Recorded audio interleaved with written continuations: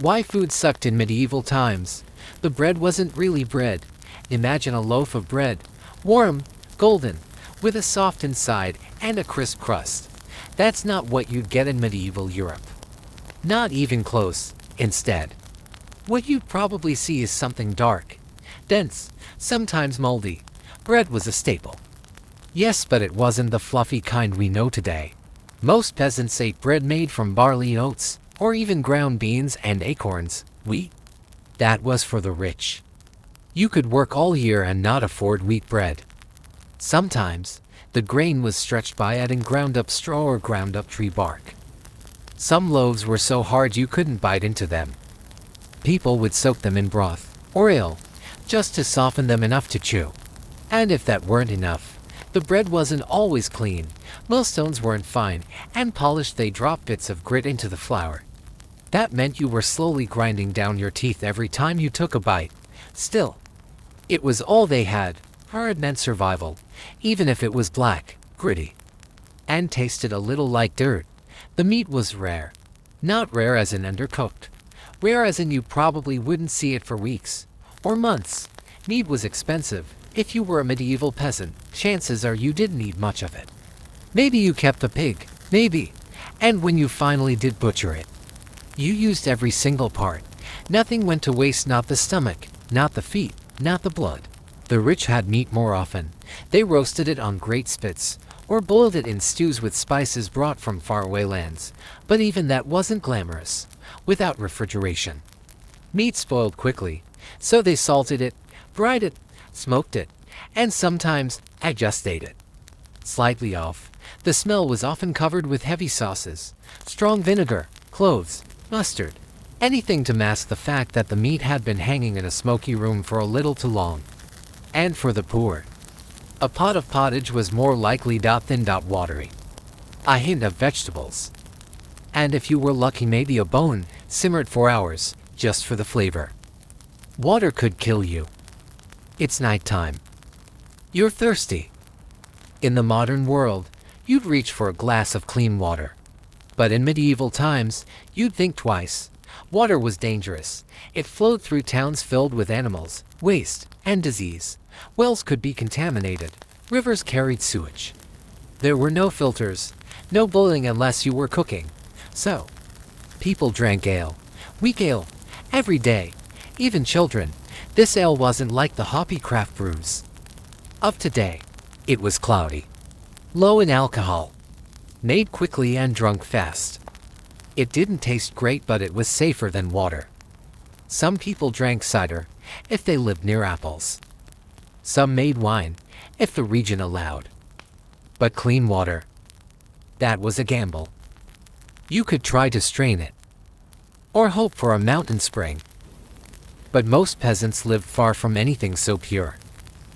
Water could give you cramps, fevers, worse. So instead, they drank weak beer for breakfast, and again at lunch, and maybe again at night. It was a way of life, strange by modern standards but essential for survival. Vegetables were suspicious. Today, a bowl of fresh vegetables is a sign of health. Crisp lettuce, ripe tomatoes, sweet carrots, and maybe even a drizzle of olive oil. But in medieval times, vegetables were not only boring, they were often feared. Most people didn't understand nutrition. They believed food had humors, and vegetables, especially raw ones, were considered cold and damp. Eating too many could, they thought, imbalance your body and cause illness. So they boiled them, long, sometimes for hours. The result was a mushy, colorless mess. Cabbage boiled until it collapsed into green water. Onions cooked until they disappeared. Carrots, if you had them, turned to paste. What about salads? Rare.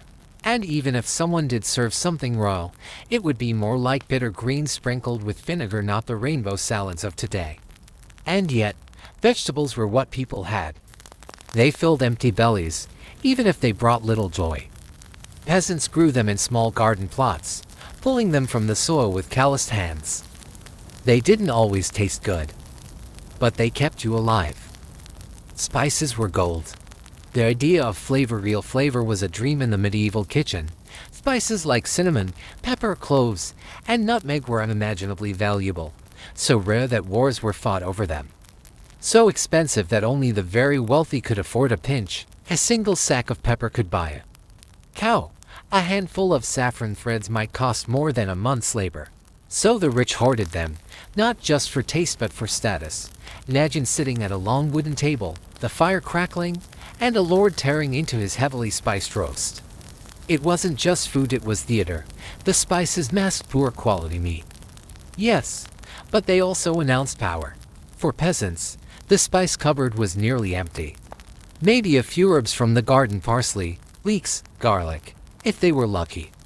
Maybe mustard seeds, ground into a bitter paste. But pepper? That was a rumor. Nutmeg, a myth. So most medieval meals were bland. Salt was more common, but even that wasn't guaranteed. They got used to the taste of boiled grains, turnips, and old bread. Day after day. Flavor was for the rich, hunger was for everyone else. Fish days were frequent. In medieval Europe, religion shaped meals. The church ruled not only souls but stomachs. And it ruled that on many days of the year, meat was forbidden. Fridays, Lent, Advent, fast days, all meatless. And that meant fish. But this wasn't a joyful seafood feast. It was more like punishment. Fresh fish was hard to get if you lived inland. So most people ate preserved fish, salted, dried, smoked, or pickled.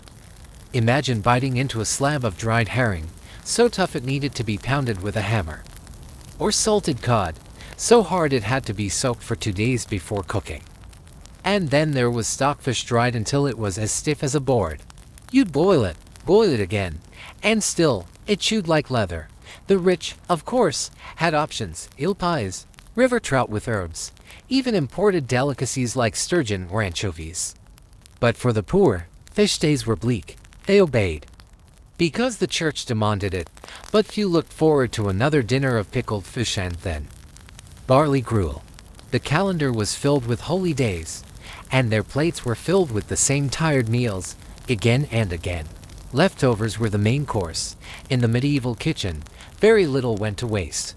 There were no refrigerators, no plastic containers, no shiny metal foils, but there was hunger, constant, lingering, and because of that, leftovers became their own kind of cuisine. The evening meal often started not with something new, but with what had survived the previous day. Cold porridge, thickened overnight. Bits of pottage that had sunk to the bottom of the pot. Scraps of meat, chopped small and stewed again to stretch just a little further. Sometimes, leftovers stayed in the same pot for days. More water added, more herbs. Another root vegetable.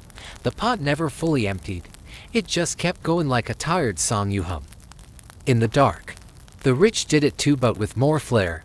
Yesterday's roast might become a meat pie or be minced and mixed with raisins, spices, and egg. There was no shame in reusing. There was simply no choice. Each meal carried echoes of the last. Flavors overlapped. Broths became thicker. Nothing was truly fresh, but nothing was truly gone either. In this way, food became a rhythm, a slow, earthy pulse of survival. One spoonful at a time. Kitchens smelled complicated. When we think of food, we often imagine a warm, inviting smell, the comfort of baking bread or simmering soup. But in medieval kitchens, the scent was more complicated. The hearth was the heart of the home, but it was also smoke. Smoke in your eyes, in your clothes, in your lungs. It clung to everything. Wood smoldered slowly, and chimneys were rare. Most of the smoke just filled the room and eventually escaped through the thatch roof or didn't. There were the smells of old meat, hummed along in the cool corner. The sharp sting of vinegar from pickling jars, fermenting cabbage in earthen crocks, wet wood, muddy boots, wet dog, all mingled together. Even spices, when they were used, didn't always smell pleasant. Mustard ground by hand into a fiery paste, horseradish that made your nose run, dried fish being rehydrated over the fire gave off a thick, salty steam. Pots of pottage bubbled for hours, releasing the earthy scents of turnips, leeks, and barley. But there was no modern kitchen cleanliness, no lemon-scented soap, no sealed pantries, just wood, ash, and hunger, still, for the people who lived there. It was home. The smells told them life was continuing, that there would be something, anything to eat. And in those dim kitchens, under low wooden beams, families gathered. They breathed it all in, because there was nothing else. You ate with your hands. The table was set, but not in the way we'd expect. There were no forks, no polished knives for every course, no napkins folded into clever shapes. Instead, you ate with your hands, almost always. Knives were shared or brought from home. Spoons, if you had one, were wooden. And forks, a curiosity, an exotic tool used only by a few, and sometimes even frowned upon as if they were too fancy, too foreign, too proud. The bread trench was your plate, a thick slice of stale bread, called a trencher, placed in front of you to hold your meal. Gravy soaked into it, meat and vegetables set on top of it. And once you finished the food, you might eat the bread too, or give it to the poor, or to the dogs. You broke bread with your hands. You tore meat with your fingers. If it was a stew, you used the bread as a scoop. And yes, hands got messy, so people wiped them on whatever was nearby. Their tunic, a piece of cloth, even the table. Cleanliness was not the goal, survival was. So you sat beside others, crowded around a wooden board, elbows near elbows. You dipped, tore, shared, passed the salt if there was any. And in that simple, messy way, food was not just something to eat, it was something to survive together. Children ate last. In the medieval world, food followed a quiet order. It didn't matter how hungry you were or how small your stomach. The head of the household ate first, then the adults. And finally, when the bowls had been scraped and the bread crusts counted, came the children. They waited patiently or not so patiently in the shadows of long tables. Little feet swinging, eyes wide, noses sniffing the air. They learned early that hunger wasn't always answered quickly. What they got depended on what was left. A crust of barley bread, a spoonful of broth, the end of a carrot, or sometimes just warm water with herbs and a whispered promise, tomorrow will be better. Rich children fared better. Of course, trays of sweetmeats and small pies might come their way, though not without rules and tutors watching closely.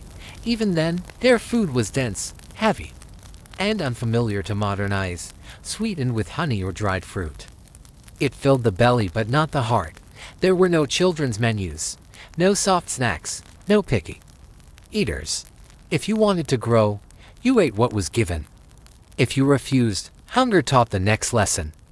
So they chewed slowly, gratefully, and dreamed not of candy or cookies but of full bowls and second servings. Hunger was a season. The fields were quiet. The wind turned cold. And the people of the village looked at their food stores with careful eyes. Winter was coming, and with it, hunger. In medieval times, hunger wasn't a feeling, it was a season. It came like the frost, slow and patient, stealing color from the land and weight from the bones. Summer's harvest could only go so far. Grains were rationed, root vegetables were counted, wrapped in straw, and buried deep in the ground. Dried beans and salted meat waited in dark corners of cottages. Every meal became a calculation, every crumb a decision. Sometimes, there was simply not enough, and when that happened, people turned to strange things. They made soup from grass, porridge from weeds, bread from ground up bark and boiled acorns, anything to fill the space inside. Children cried, elders grew quieter, the hearth still glowed, but it no longer promised plenty. Those who lived near forests hunted when they could, others traded or begged or prayed. Hunger became part of daily life, not a tragedy, but a rhythm. It passed eventually. Spring would come, but the memory lingered like a shadow. Behind every meal, feasts were rare and strange. Once in a while, the monotony broke. A wedding, a holiday, a holy feast. And suddenly, the tables groaned under the weight of food. But even these celebrations were not what we might imagine. The food was often unusual. Whole animals roasted with their heads still on. Pies that oozed gravy the moment they were cut. Jellied fish molded into shimmering shapes. Dishes dyed blue or red just to impress. Some meals were more about appearance than taste. The nobles held banquets that lasted hours, sometimes days. Musicians played, jugglers performed, dishes came out one by one, each stranger than the last. Swan, peacock, even porpoise might be served, covered in sauces thick with spices, decorated with gold leaf, carried in with ceremony. But the food, once tasted, was often dry, or cold, or tough. Beauty did not mean flavor. The peasants, too, held feasts, but simpler ones: bread, cheese, and ale, maybe a rare treat, an egg, a roasted chicken, a sweet cake with honey. For a moment, there was laughter, full bellies, a fire that didn't go out early, and then the next morning came. The trenchers were dry again. The stew was back on the fire, and the feast faded into memory, like a dream from a warmer world. The cheese smelled alive. There was cheese in the medieval world, but it wasn't soft, creamy brie or neat little squares wrapped in wax. No, medieval cheese was different. It was dense. It was sour. It was often hard as stone, oozing like something still thinking. And yes, it smelled alive. Farmers and villagers made cheese to preserve milk. They had no refrigerators, no clean factories, no stainless steel tools, just curdled milk, cloth, wooden presses, and time. And time did strange things. Molds grew freely, some wanted, some not. Maggots were not uncommon in some places. That was even considered part of the process, a sign the cheese had ripened aggressively. Some cheeses were hard and dry, almost unchewable. Others were sharp and salty, with a bite that stayed in the mouth long after the meal ended. Still others were so pungent they could fill an entire cottage with their perfume. People ate them anyway. With black bread, with boiled onions, crumbled into soup or mashed with herbs. It filled the belly. And that was enough. No one asked, "What kind of cheese is this?" They just ate, and hoped it didn't fight back. Salt was power. Today, salt is ordinary. It waits quietly in shakers. It sits in kitchens and grocery store shelves without pride. But once, salt was the king of the table, the divider of classes, the measure of wealth. In the medieval world, salt preserved life. It kept fish from rotting, turned meat into something that lasted beyond a few days. It was the difference between food and famine. Getting it wasn't easy. It was mined from deep underground, or scraped from salt pans where seawater dried under the sun. Either way, it took labor, time, risk, and so salt became power. Lords had salt cellars, fine containers set on the table. Where you sat in relation to the salt showed your status. Above the salt meant you were important. Below the salt meant you were not. For peasants, salt was precious. A pinch in porridge, a sprinkle over cabbage. It had to be stretched, made to last. There were no salted caramel desserts, just salted survival. And if the salt ran out, things spoiled. People got sick. Sometimes, they died. Salt didn't just season, it saved. The stew pot never emptied. In many homes, especially among the poor, there was one pot, one fire, and one meal that lasted for days, even weeks. They called it perpetual stew, a bubbling, changing, living meal. Each day, something was added: a bone, a turnip, a scrap of cabbage, a handful of barley. The water was replenished. The fire kept low. And so the stew went on, simmering gently, picking up flavors, giving them back, thickening with time. It wasn't elegant. It wasn't pretty. But it was dependable. No recipe, no beginning or end. Just warmth, just nourishment, just whatever the day had to offer. Sometimes it was rich and hearty, sometimes thin and sad, sometimes only flavored with memory. But it welcomed everyone: a ladleful for the traveler, a spoon for the child, a bowl for the mother home late from the fields. The pot was blackened, the handle worn smooth. The steam rising from it carried stories, old meals folded into new ones. It was never the same, and yet always familiar. In a world of hunger, the stew pot was comfort. The bread was like a brick. Bread was the heart of every medieval table. It was the start and end of nearly every meal. But it was nothing like the soft, fluffy loaves we know today. It was dark, heavy, sometimes so tough you needed a knife just to make a dent. And even then, you'd tear more than slice. The crust could be hard as bark, the inside dense, moist, and full of grain hulls that scratched the tongue. Most bread was made from rye or barley, not wheat. Wheat was expensive, rare, a grain of the nobility, for common folk.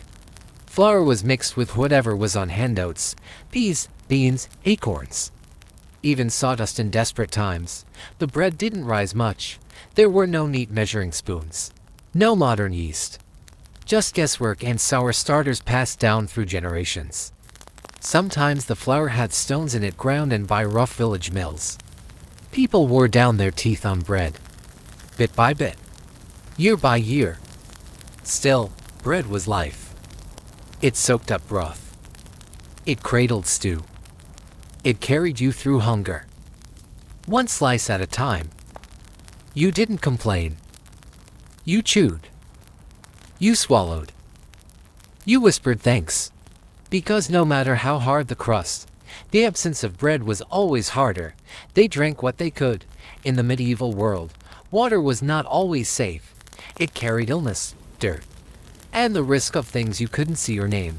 Wells could go foul. Streams were used for everything: washing, waste, animals. So they drank what they could. And often, that meant ale. Ale was brewed not for celebration, but for survival. Weak, cloudy, and warm. Even children drank it. It wasn't strong, it wasn't meant to be. It was wet. It was safer than water. And that was enough. In the countryside, people made cider from apples, mead from honey, or fermented berry drinks in simple wooden barrels. In monasteries, beer brewed quietly in stone halls, watched over by silent monks. Milk, when it could be spared from animals, was used quickly. It spoiled fast. It was often turned into cheese or butter before it had a chance to go bad. Wine, only for the wealthy. And even then, often sour and spiced to cover the taste. Sometimes, they made peasants, warm drinks of milk and ale, curdled with eggs or herbs. Or they drank thin broths, just enough to fill the belly with warmth. You drank to stay alive, not to enjoy, and when the cup was empty, you hoped the well hadn't turned dark. The night the grain ran out, it began with silence. The great wooden bin that held the grain stood empty. Dust swirled inside. The last sack had been opened. The last scoop measured out. And suddenly, the cottage seemed colder. The mother looked at the hearth. The pot still hung there, but nothing waited inside, just memory. The children watched her. They knew. Hunger had a way of arriving without a sound but never without notice. There would be no porridge. In the morning, no bread, not even broth, just the dry creak of floorboards and the rumble of empty stomachs. So they gathered close. The fire was low. The night deepened outside, stretching far across the thatched roof like a dark sea. The father spoke softly stories of past winters, of clever foxes and clever farmers, of times the grain ran out before, and how it always came back. Eventually, they sipped warm water with a few leaves steeped in it. No sugar, no honey. Just heat and hope. The wind tapped gently on the shutters. The stars hung low and silver, and slowly, one by one, they slept, with dreams not of feasts but of fields, of spring, of green, and of the soft whisper of grain returning to the bin. Why eggs were a luxury? You might think of eggs as simple, easy, plentiful, but in the medieval world, eggs were treasure wrapped in a fragile shell. Hens were not factory raised. They lived their own lives, laying when they pleased, sometimes often. Sometimes not at all. In winter, eggs nearly vanished. The cold stilled the hens. The days were short. The nests stayed empty. When an egg did appear, it was not cracked casually. It was studied, held in a hand like a pearl, counted with care. Most eggs were kept for trade. A dozen might be exchanged for cloth, or herbs, or salt. Only rarely did the family eat them. And when they did, it was often boiled, shared between two. or beaten into a thin pancake stretched over coals. There were no golden omelets with cheese. No cakes rich with yolks. Just one egg, maybe, slipped into a stew. Or served to the sick. Or gifted to a neighbor after birth or death. The shell was often saved ground into powder for the garden or mixed into medicine. To hold an egg was to hold a promise. And so they waited patiently, day after day, watching the hen house, whispering soft encouragements. Hoping the day meat was served. It was not common. It was not expected. But sometimes, meat came to the table. A festival. A wedding. A long-awaited guest. A mercy from the hunt. Or the slaughtering of the family's only pig before the frost set in. The smell would travel down the lane before the plate ever reached the table, thick, earthy, full of smoke and fat. Children would follow it like moths to light. But the meat wasn't always pretty. It came with bones. With gristle. With chewy parts that didn't chew. It was boiled until gray, roasted until black, or stewed until it vanished into shreds. No one wasted a bite. Not the tongue. Not the feet. Not the skin. The blood was turned into pudding. The fat into dripping. The bones were cracked open for marrow and boiled again for broth. It wasn't like stories of grand feasts. It was quiet, careful, reverent. People ate slowly, silently, grateful. And when the plate was clean, they wiped their mouths and sighed not from fullness, but from the brief remembrance of something rare. Meat had visited, and would not return soon. Feeding a village with nothing. Some years were kind, others were not. The crops failed. The river ran dry. The snow came early, and the village found itself staring into the face of nothing. But people do not stop. They bend. They share. They stretch what cannot be stretched. They boiled nettles, dock leaves, and sorrel. They gathered wild mushrooms and dried herbs from the hedges. They baked cakes from mashed roots and the last handfuls of flour. They crushed nuts. They roasted beets in their ashes. A single onion became the base of 5 meals. A cracked pot of beans stretched across a week. Children were taught to forage, to walk the woods. Slowly, eyes down, to find food in places others didn't look. And when someone found something, an apple still clinging to a winter branch, birds egg nestled deep in straw, it was brought to the center of the village. Not hoarded, shared. They sat around the same fire. Ate from the same pot. One spoon. One rhythm. One breath.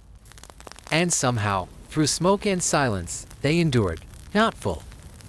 Not satisfied. But together.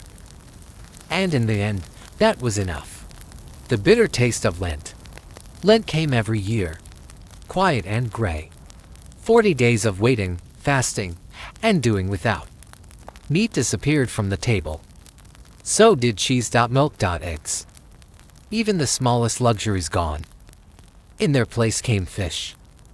Not fresh fish flaking gently on a plate, but salted herring so dry it cracked when bent. Pickled eel. Dried cod soaked overnight, still tough in the morning. The meals grew simpler, bread and broth, leeks and turnips, a hint of vinegar, a splash of oil. And for many, it wasn't much different from every other week, because even when Lent ended, the feast days still looked a lot like hunger, but people leaned into the rhythm, into the ritual. They told themselves it was for cleansing, for discipline, for the soul. Even if the belly ached, the heart tried to stay quiet. Children asked why butter was hidden, why eggs were saved, why the sweet cakes weren't baked. The answer was always the same: not yet. And when Easter finally came, with its bread baked golden and eggs painted by hand, it felt like sunlight after a long winter, even if it lasted only a day. How herbs became hope. The fields did not always give what was needed, but the forests and hedgerows whispered other answers: small, green, growing things. They were not just for flavor, they were for healing, for protection, for making something taste less like nothing. Mint for the breath, sage for the belly, thyme to bring courage, marjoram for a restless night, elderflower when fevers ran hot, nettle to wake the blood. Grandmothers passed down knowledge like recipes. A pinch of this, a sprig of that, dried on rafters, hung in bunches above the hearth. Steeped in warm cups when the wind howled, they stirred into stews, crushed into bread dough, wrapped in cloth and tucked under pillows, and sometimes when food was scarce herbs were the meal. Sorrel soup, wild garlic in boiled oats, dandelion leaves chopped fine and salted like greens. They didn't fill the belly, but they comforted the spirit, made you feel like something alive was inside you, growing still. And in a world where medicine was rare, and food even rarer, a single leaf could carry more hope than a full plate. When food was a gift, not a right. In the medieval world, food was never promised. You were born into land or not, into fields or none, into a home with grain or a hearth without smoke. And from that moment, food was a question you learned to ask every day. It didn't come from stores or markets piled high with choices. It came from toil, from luck, from weather that did or didn't ruin everything. So when someone gave you food, a hunk of bread, a piece of fruit, a bowl of stew, it wasn't casual. It was a gesture deep as an embrace. A neighbor with too many onions, a monk offering barley porridge to a beggar, a mother saving the last dried plum for her child, a child leaving half his turnip on the doorstep of the old woman next door. There was no waste, no overindulgence. Even crumbs were brushed carefully into palms, and no one ever asked, "Do you want seconds?" because often there were none. So when food appeared, it was met with silence, grateful eyes, and the stillness of understanding. This didn't have to be, but it is. Tonight, the hunger after the harvest. You'd think harvest time was a season of plenty. Fields full, granaries overflowing, the smell of hay and ripe grain in the air. And for a moment, it was.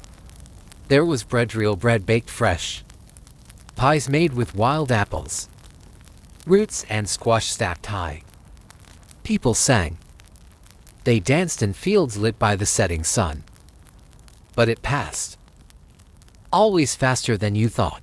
By the time the leaves turned and the winds returned, much of the bounty was gone, eaten, traded, stored in ways that didn't always last. Rats found it.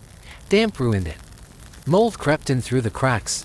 What was left had to stretch, through fall, through winter, through the starving spring, when new growth had not yet arrived. And so hunger came again.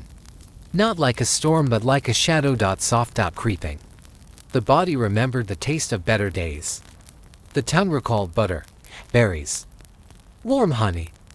But the bowl was full of boiled barley again. The same soup. The same thin broth. Day after day. The harvest had come, and gone.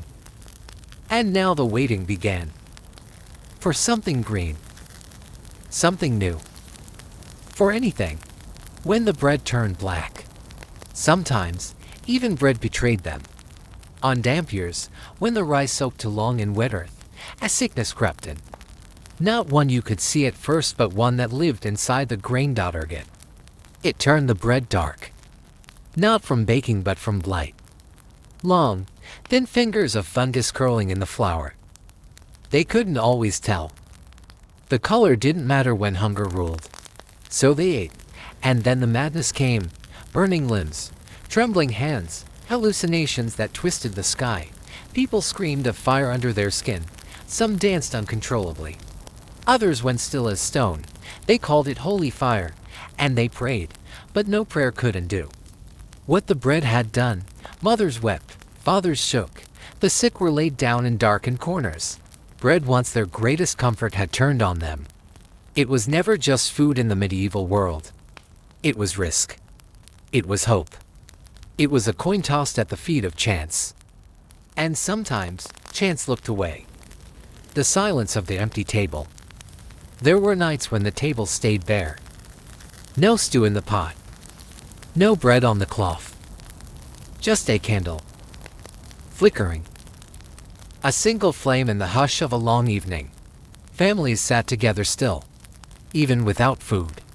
Because to sit was to remember they were not alone. That even in hunger, they were whole. Children were quiet. Not because they were told to be, but because even their bodies had grown soft, empty like the bowls before them. The wind tapped the window with a steady rhythm. Somewhere, an owl called. And the father told a story. Not about kings or monsters, but about potatoes, strange and golden things that grew under the ground, far away in lands yet unknown. He had never seen one. But the story fed the room like soup might have. They listened, and though their bellies ached, their minds wandered into fields of imaginary food, where fruits never spoiled and tables were always set. The candle burned low, the table stayed empty, but dreams filled the rest. The feast that never happened, they spoke of it for weeks. A wedding was coming, the baker's daughter and the miller's son, and with it a feast. Chickens roasted, loaves stacked high, honeyed pears and sweet wine. Rare as snow in midsummer, everyone hoped for an invitation, or at least to pass by, to catch the smell, to glimpse the plate. They saved their best rags, scrubbed their faces, children rehearsed songs, elders remembered the taste of real butter. But then the river flooded. It came in the night, like a thief, taking the mill, the grain, the hay, and hope. The fields turned to swamp, the pots to mud, and with them went the feast. The wedding still happened, quietly, with wet boots and a prayer. They gave each other rings carved from bone, and instead of roast, there was a single pot of thin soup, made with borrowed leeks and a pinch of dried thyme. No one complained. They smiled. They blessed the day, because even without the feast, there was love. And in a place where food was never guaranteed, love real and warm was still something you could hold. Why cheese was a miracle. It began as milk, soft, warm, and full of risk. Because milk turned quickly sour, dangerous. And there were no fridges, no glass bottles, no cartons with expiration dates. So they learned to change it, to coax it, to press it into something firmer, saltier, longer lasting. Cheese, not the golden blocks you know. These were often gray, crumbly, strong smelling, each one a little different, a little mysterious, a little like a miracle. Because when food was vanishing faster than it arrived, cheese stayed, through the lean days, through the snow, hidden in cloth and cellar corners, in cool caves.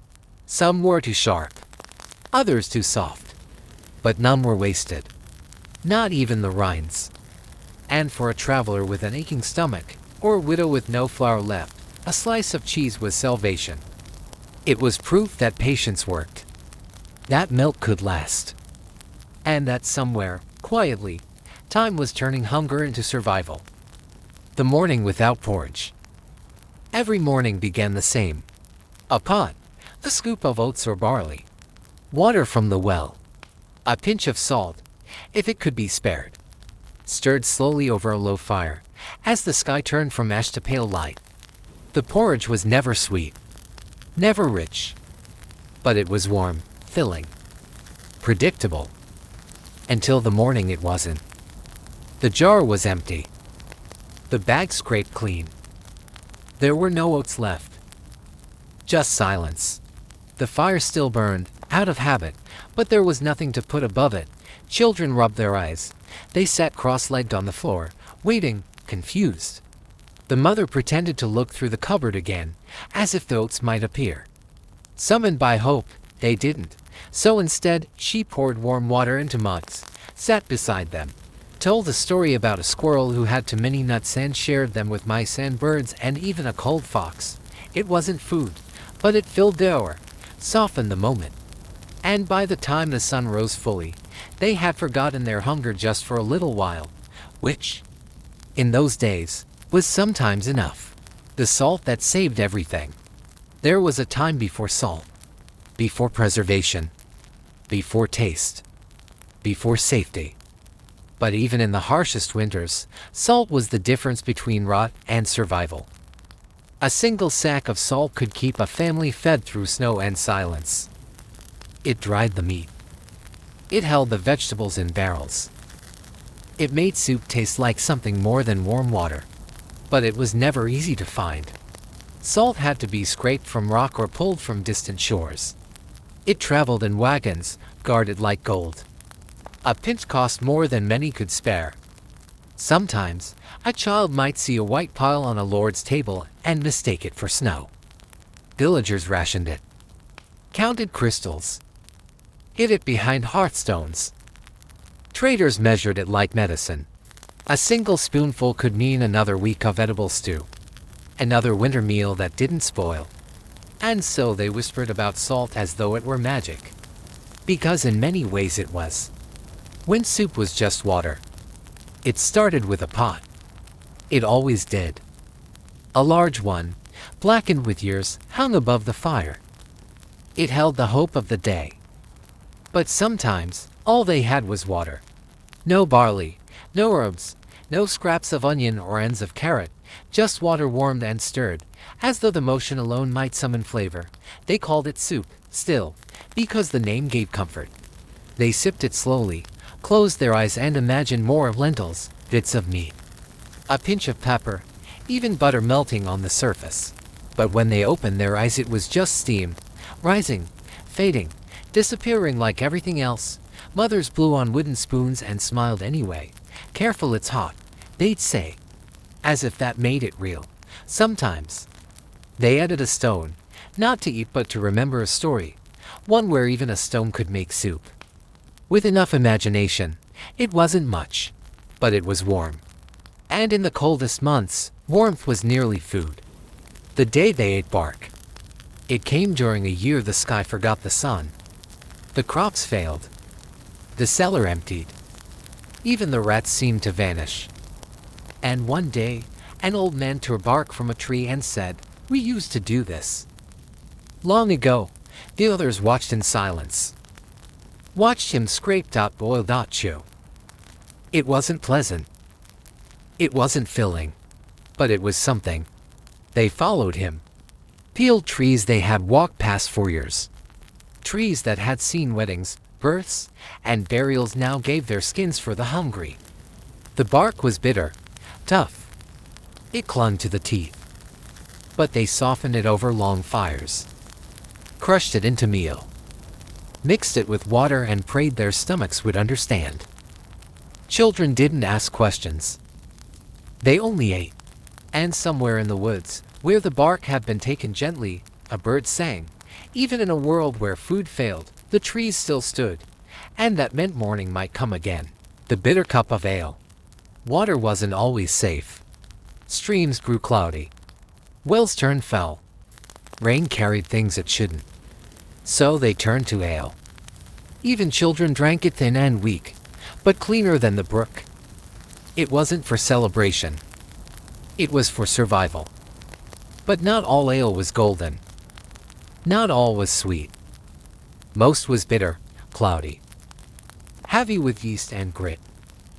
Brewed in wooden barrels that smelled of smoke and damp cellars. Women brewed it in pots beside their kitchens. Each village had its flavor, some sour, some earthy, some sharp enough to make a man wince. It filled the stomach when food was scarce. It warmed the body when fires were low. It dulled the ache of long days without meat. Sometimes it made people sing. Other times, it made them fall asleep early, before they could remember how empty the cupboard had grown. It wasn't joy, but it was warmth. And that, in the cold world they knew, was more precious than gold. Why, the Lord's table was a world away. Up on the hill stood the manor.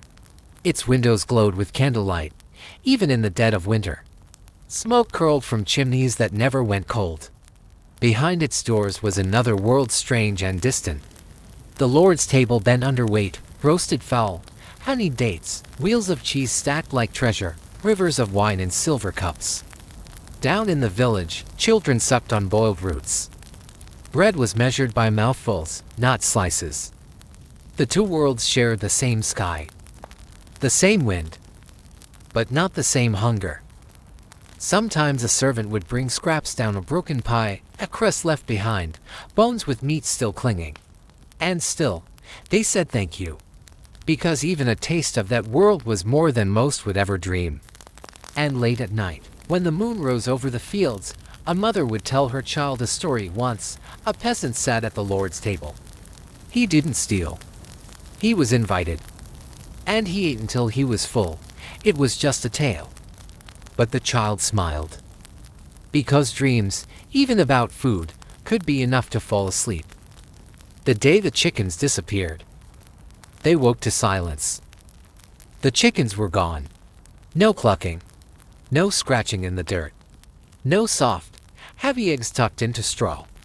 Just empty coops. Feathers like ghosts on the ground. A fox, maybe. Or hunger with a human face.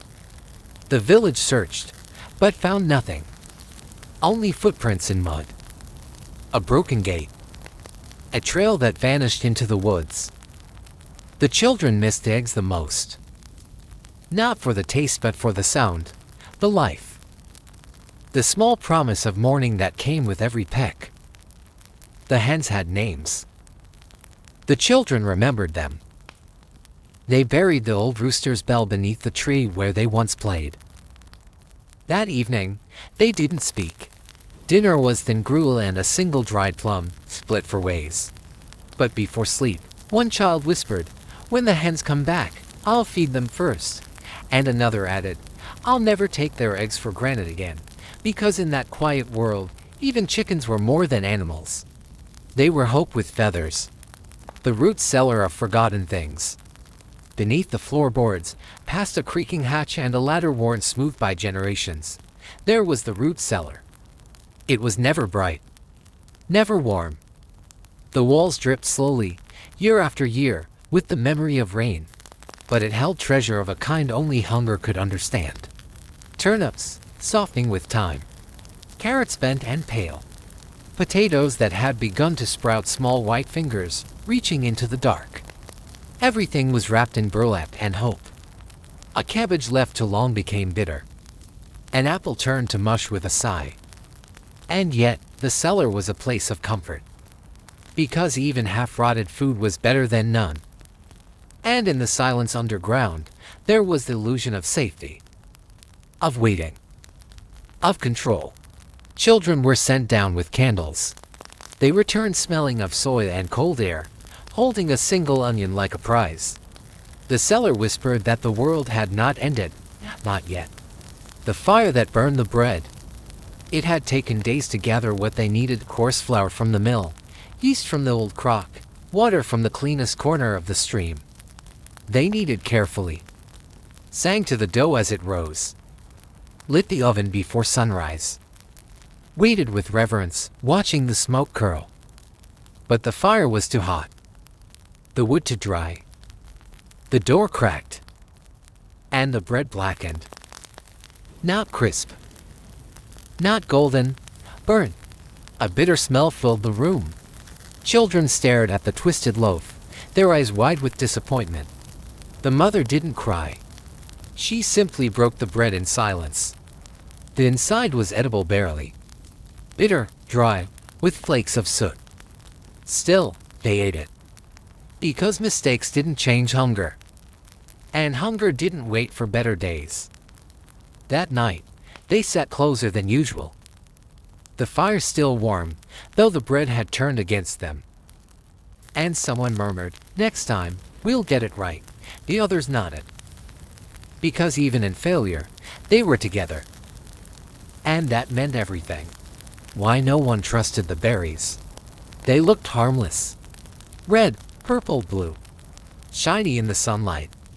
Growing wild at the edges of fields, beside paths and stone walls. But not all berries were kind. Some brought stomach aches. Others worse. And the line between sweet and poison was thin, often invisible. So the villagers learned to doubt beauty. They picked carefully, bit cautiously. Taught their children to ask, always, before tasting. There was an old woman who knew which ones to gather. She wore moss-colored shawls and whispered to the plants. Some said she was a witch. Others said she had simply eaten the wrong berry once and survived. On summer days, children followed her. She showed them which ones to trust.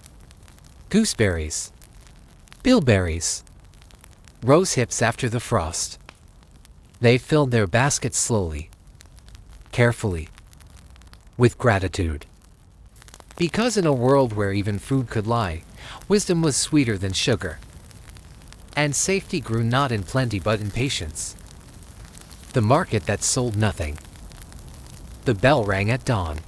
The village gathered near the old wooden stalls, coins clutched in palms, baskets swinging at their sides, hearts full of quiet hope.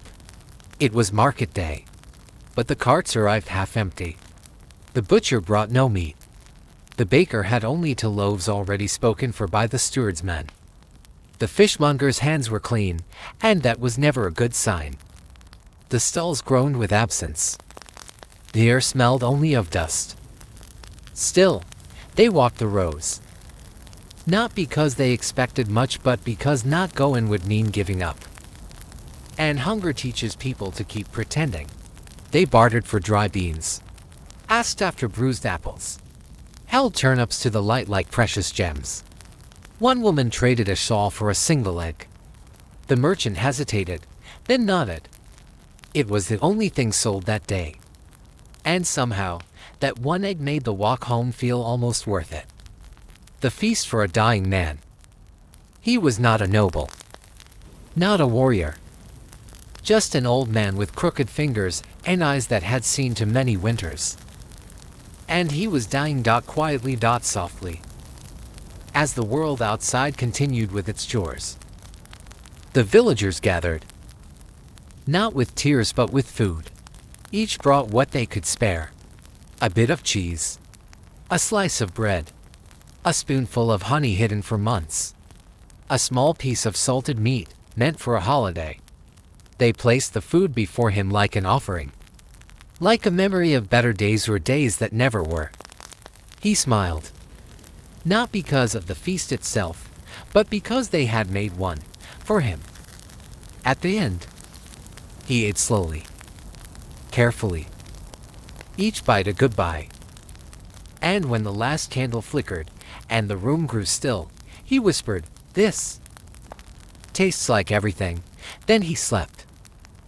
And in the morning, they lit a new fire. Not for food, but for remembrance. Why, even the dogs were hungry. They used to bark, chase carts, snap at heels, bake beneath the tables with bright eyes and wagging tails. But now, the dogs were quiet. They watched from doorways, thin shadows with ribs like fences. Their eyes dull, their steps slow. There were no scraps out, no bones, no crusts tossed into the street. Hunger had made everyone selfish, including the dogs. Sometimes, a child would sneak a piece of turnip into a hand and crouch beside one. The dog would look at it, then at the child, then take it gently, as though remembering something long forgotten kindness. One night, a dog lay beside the fire in the blacksmith's house. No one shooed him away. They let him stay, let him sleep. Because hunger was not just for people. And in a world where even the dogs had forgotten joy, one warm night could still matter, even if it wasn't enough. The loaf that was buried. It was meant for winter. One loaf, small and dense, baked with the last of the summer's wheat. It had been wrapped in cloth, tied with twine, and hidden deep beneath the floorboards. Not for today, not for tomorrow, but for the day when the snow fell thick, and the pot was empty, and the sky offered no mercy. And then, that day came. They unwrapped the loaf like treasure. But it was moldy, hardened, cracked down the center like a dried riverbed. A mouse had found it first, and left teeth marks like sorrow. Still, they didn't throw it away. They broke off the salvageable parts, soaked them in broth, turned rot into something warm, something nearly whole. And as they ate it slowly, reverently, no one said a word. Because even ruined bread was a reminder once they had planned for survival. And that meant they still believed in tomorrow. Why they ate in silence? It wasn't always like that. There have been days long ago when meals came with stories, laughter, soft songs passed between bites. But when the harvest failed, when the stew grew thinner and the bowls fewer, the talking stopped. Not from sadness. From reverence. Each spoonful demanded full attention. Each crumb deserved silence. Children learned not to ask for seconds. Even chewing too loudly felt wrong. They ate slowly, quietly, like monks in a sacred rite. And afterward, when the bowls were lit clean and the fire low, someone might speak, softly, carefully. Not about food, but about memories of feasts that might have happened once. And for a few moments, the silence would lift, carried away on the steam of empty pots and the soft breathing of a family that had nothing but had each other. The day the wine carried the smell of meat. It came just after sunrise. A breeze from the south, warm and wild, carrying with it something impossible, the scent of roasting meat. It drifted through the trees, over hedgerows, into cottages where no fire had been lit in days. People stopped, turned their heads. Some closed their eyes. It wasn't theirs. The smell belonged to someone richer, someone far away. But the air didn't care. It shared the dream with everyone. Old men remembered feasts from their youth. Women pressed hands to their bellies. Children sniffed the wind like wolves. For a few moments, they were full if only in their minds. And when the wind passed, and the scent faded, no one spoke. Because sometimes, even a ghost of flavor could soften the day. The meal that was only a memory. They didn't cook anything that day. There was no flour, no eggs. No roots dug up from the frost hardened ground. The fire had gone out the night before, and no one bothered to relight it. But they gathered anyway. Around the empty table. Around each other. And they remembered. Each person told of a meal they once had. A festival stew thick with beans. A spring pie filled with nettles and herbs. A roasted goose that fed 8 people and still left leftovers. The children listened, eyes wide. The room warmed with words alone. No bowls were filled. No crumbs were dropped. But they left the table full of something else, stories, maybe. Or just the quiet feeling that they had shared something, even if only in the air between them. And that was enough. Sometimes, memory fed more than bread ever could. Why butter was a miracle. Once a month, maybe, if they were lucky, the milk wouldn't sour too quickly. If the cow was kind, and the churn was steady, and the air cool but not too cold, then just maybe there would be butter. Not a lot. A lump no bigger than a candle stub. Golden. Soft. With a shine like the morning sun. It was never used all at once. They spread it with the back of a knife on the oldest bread. They watched it melt like snow on warm stone. Sometimes they just stared at it a while before eating, afraid it might disappear. Children licked the wooden bowl where it was made, giggling like it was dessert. It wasn't rich. It wasn't salted. But it was something smooth in a world of rough. And for one day, butter turned the ordinary into something that felt like grace. The song of the empty spoon. There was a rhythm to it. Wood scraping the bottom of a pot. The clink of a ladle on an empty iron edge. The hush that followed. The sound of nothing left. They called it the song of the empty spoon. It was the end of every meal. The sign that the pot had done its duty, that every drop had been shared fairly, lovingly. Even the smallest children knew the tune. They would hum it softly as they passed their bowls back. One old man said it was a prayer. Another said it was a lullaby. Whatever it was, it meant peace.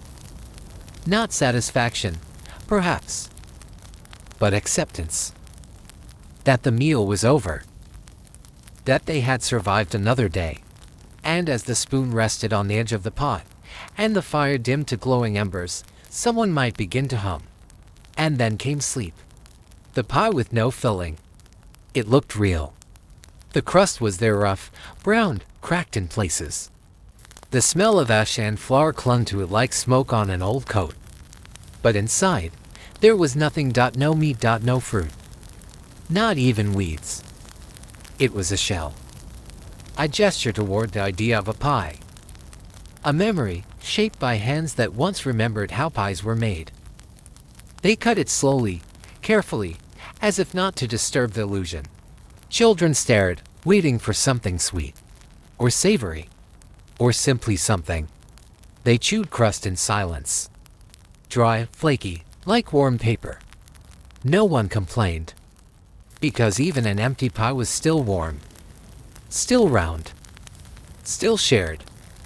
And in that sharing, there was something better than filling. There was love. Why salt was a secret. It lived in a pouch, tied with leather, hidden high behind herbs in a dark cupboard that creaked when opened. Salt was never placed on the table.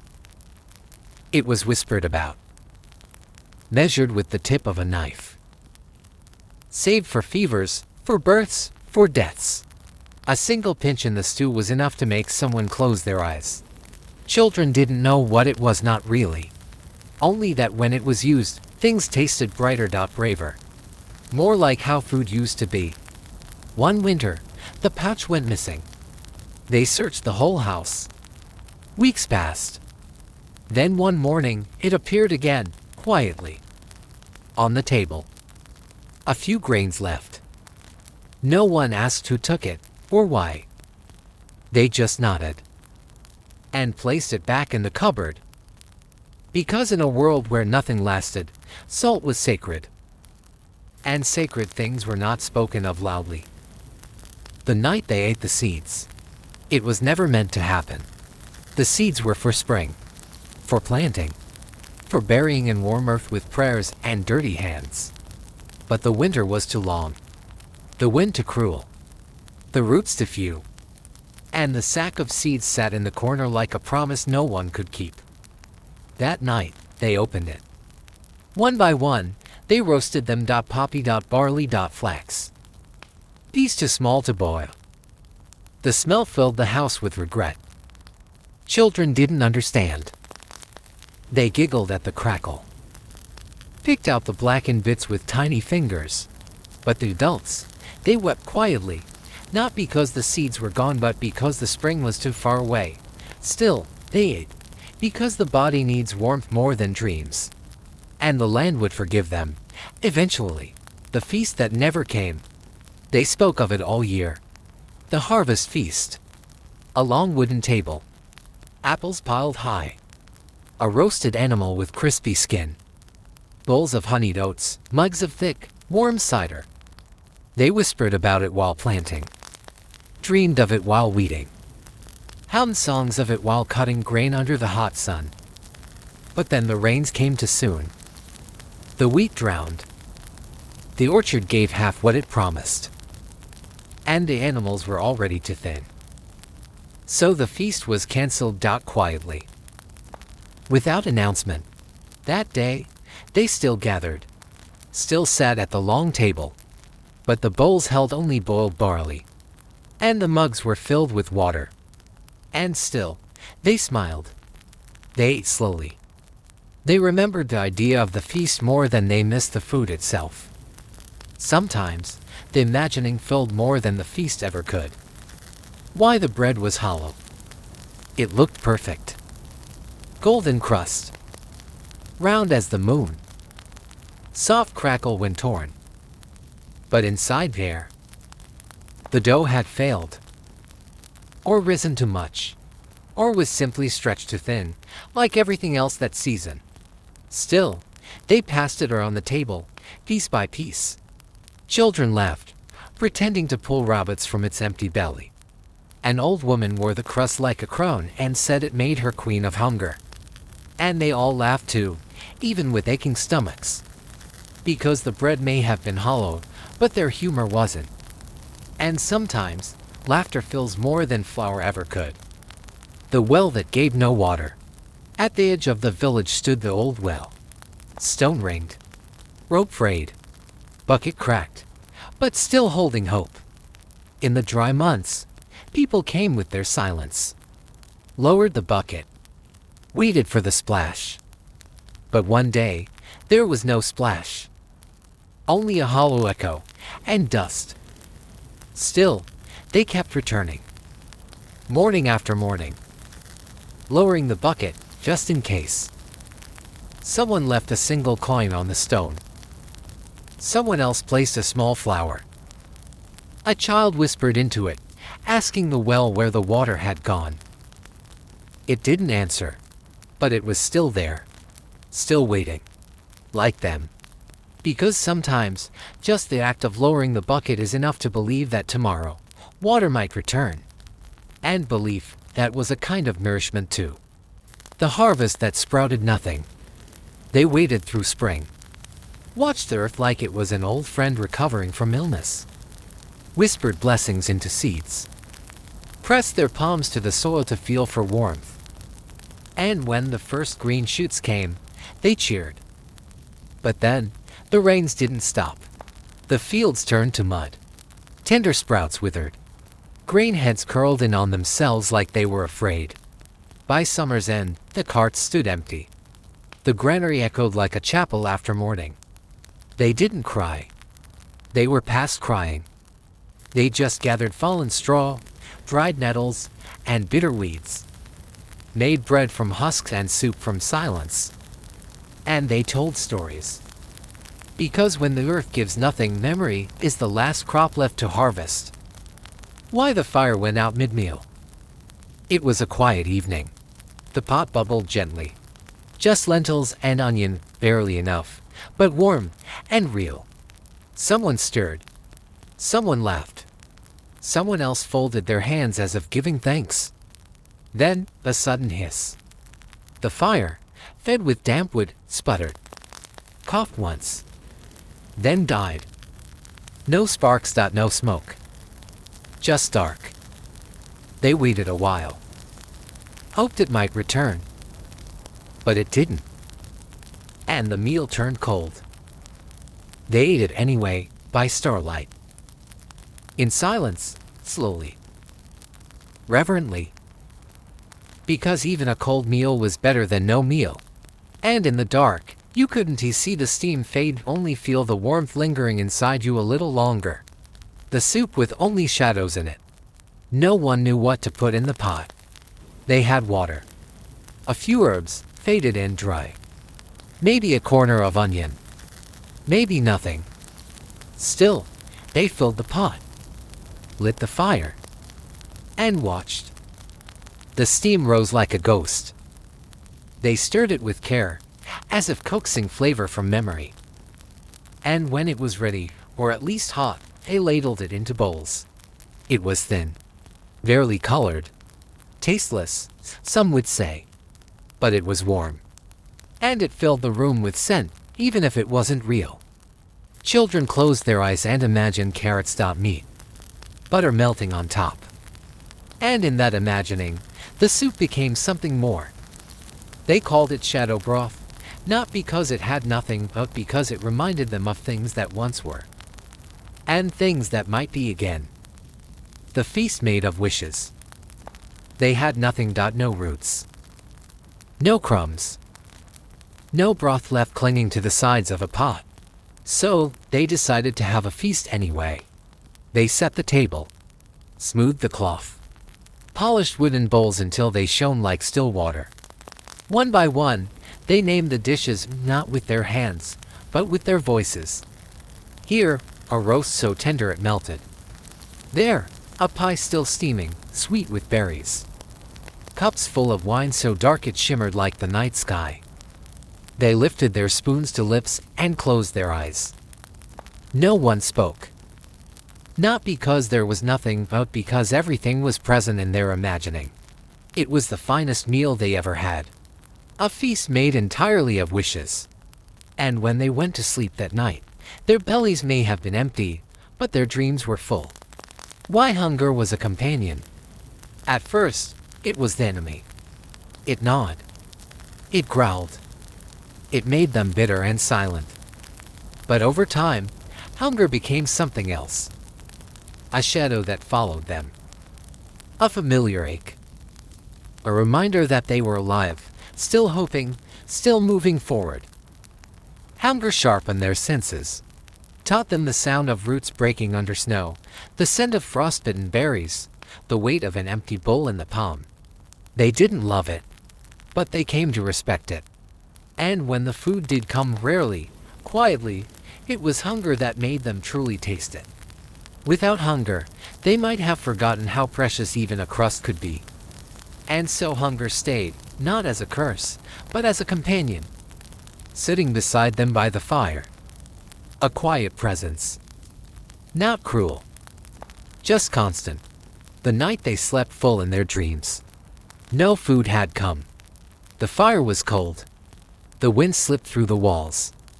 They lay down with nothing but blankets and silence. But sleep that night, it was different. In dreams, they walked through markets with baskets overflowing, breathed in the smell of warm bread and wild herbs, reached into pots of stew so rich they shimmered with it. Children licked honey from their fingertips. Old men toasted with cider beneath lanterns. No one was left out. No one was hungry. They awoke with the dawn. No food in sight. But something had changed. They felt softer, lighter. As if some part of them, the part that needed most, had been fed after all. And for once, the day didn't begin with emptiness. It began with remembering. And in remembering, there was peace. The fire that waited. Winter passed. The fields, once stubborn and bare, began to stir again. Small green shoots pushed through frost like tiny promises. But in the cottage, that same small cottage where empty pots once echoed and hollow bread once cracked beneath careful fingers, the hearth remained still. No one lit it. Not yet. They let it sleep. Because the fire, like them, had worked too long through too many cold nights. So they sat beside it, together. Not in hunger, this time. Not in worry. But in memory. They remembered every meager stew. Every vanished crumb. Every night they stared into shadows and pretended they were feasts. They remembered, not to feel pain again, but to honor what they'd endured. And slowly, someone reached for a match. Not because they needed warmth, but because they were ready. And as the fire sparked, crackled, and bloomed, the house didn't just fill with heat. It filled with rest. And for the first time in many seasons, they didn't eat in silence. They simply sat, full of stories. And the fire listened.